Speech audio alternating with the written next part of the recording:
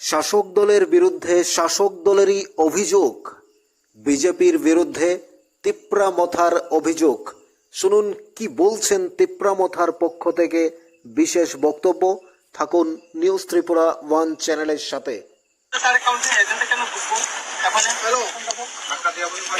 আমাদের সব বাইট করছে, তবে আমরা এখন এখনই দিব আমরা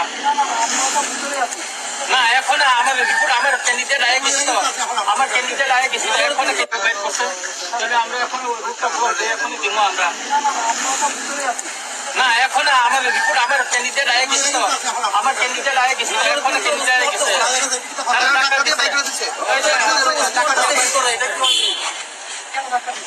ওইখানে লোক বিজেপির যারা জেলা পরিষদের মেম্বার তারাও ঢুকছে, কাউন্টিং এজেন্ট, জেলা পরিষদ কাউন্টিং এজেন্ট ঢুকছে, বিজেপির ক্যান্ডিডেটগুলি ঢুকছে, আমাদের ক্যান্ডিডেটগুলিকে ঢুকছে না। তারাও ঢুকছে কাউন্টিং এজেন্ট, জেলা পরিষদ কাউন্টিং এজেন্ট ঢুকছে, বিজেপির ক্যান্ডিডেটগুলি ঢুকছে, আমাদের ক্যান্ডিডেটগুলিকে ঢুকছে না।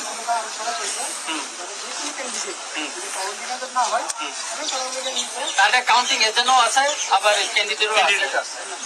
না না না আছে, আমি বললাম তো আমরা কনফার্ম। আমি তো ভিতরে ঢুকছি,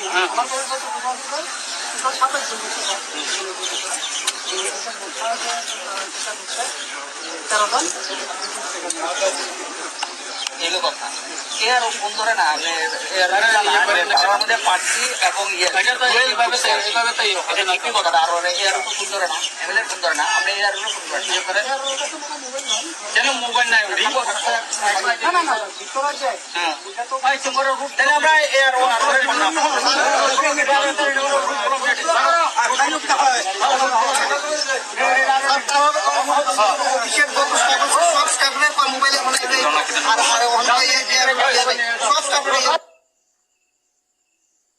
আপনারা শুনলেন কি বলছেন বিধায়করা তিপ্রামথার পক্ষ থেকে।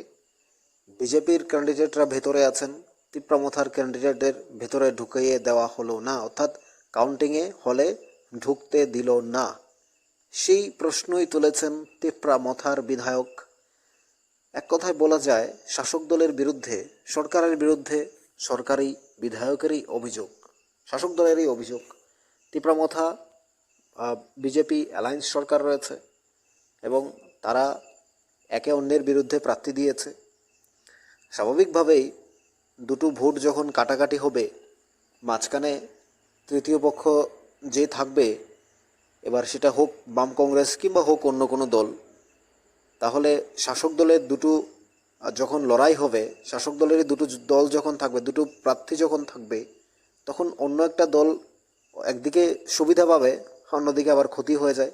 কারণ শাসক দলের যেহেতু দুজন দাঁড়িয়েছে, দুটো প্রার্থী দাঁড়িয়েছে, তিপ্রামথা এবং বিজেপি, তারা যেহেতু অ্যালায়েন্সে রয়েছে, একটা পঞ্চায়েতে যখন দুজনেই দাঁড়াবে তখন দুজনেই থেকে কেউ না কেউ জিতবে শিওর।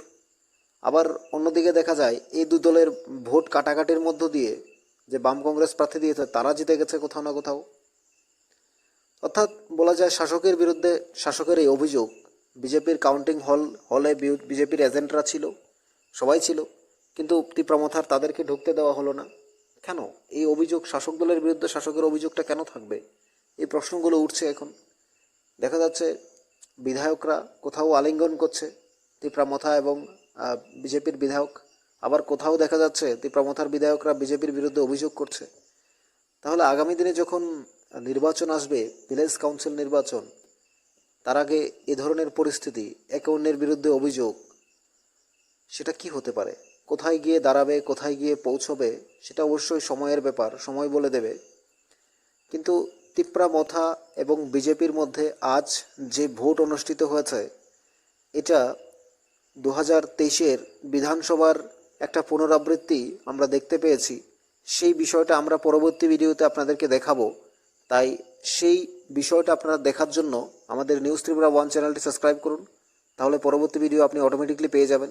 লাইক করুন এবং শেয়ার করুন। আমরা যে কথা বলতে চেয়েছিলাম, তিপ্রামথার বিধায়ক যে অভিযোগটা করলেন আপনারা দেখছেন স্ক্রিনে, বিজেপির বিরুদ্ধে, শাসক দলের বিরুদ্ধে, তারা আবার শাসক দলের মধ্যেই রয়েছে, শাসক দলেরই বিধায়ক শাসকের বিরুদ্ধে অভিযোগ করছে। এই অভিযোগটা আপনারা কিভাবে দেখছেন, কিভাবে মানবেন? কারণ তিপ্রামথা বিজেপি অ্যালায়েন্স রয়েছে, বর্তমান সরকারে রয়েছে তারা।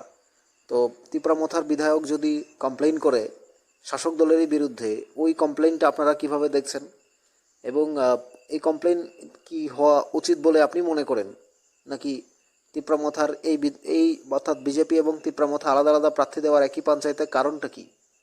কেউ কাউকে কি মেনে নিতে পারেনি, নাকি তাদের মধ্যে সমঝোতার না হয়ে দূরত্ব বাড়ছে, নাকি তিপ্রামথা এবং বিজেপির একটা চালাকিই ছিল আগে থেকে যে তিপ্রামথা এবং বিজেপি দুটি দল যখন লড়াই করবে তখন তৃতীয় পক্ষকে অটোমেটিকলি ভোট কাটার মধ্য দিয়ে হারিয়ে দিয়ে তারা জয়লাভ করবে, শাসক দলেই থাকবে। আবার দেখা যাচ্ছে বিজেপির ক্যান্ডিডেটরা ভেতরে অবস্থান করছে কাউন্টিং হলে, তিপ্রামথার ওরা ঢুকতে পারছে না, তাদেরকে ঢুকতে দেওয়া হলো না, সেই নিয়েও কমপ্লেইন রয়েছে।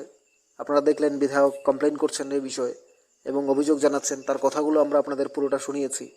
এবার আপনাদের কি মনে হয়, আপনারা কি মনে করছেন জানাবেন নিউজ ত্রিপুরা 1 চ্যানেলের কমেন্টস বক্সে। আমাদের চ্যানেলটি সাবস্ক্রাইব করে রাখুন। আমরা যে কথাটা বলছিলাম, বিজেপি এবং তিপ্রামথার যে পঞ্চায়েত ভোটের যে ফলাফল তা দেখে 2023-এর বিধানসভার পুনরাবৃত্তির যে বিষয়টা, সেটা আমরা পরবর্তী ভিডিওতে আপনাদের দেখাবো। আপনারা আমাদের চ্যানেলটি সাবস্ক্রাইব করুন, আমাদের সাথেই থাকুন।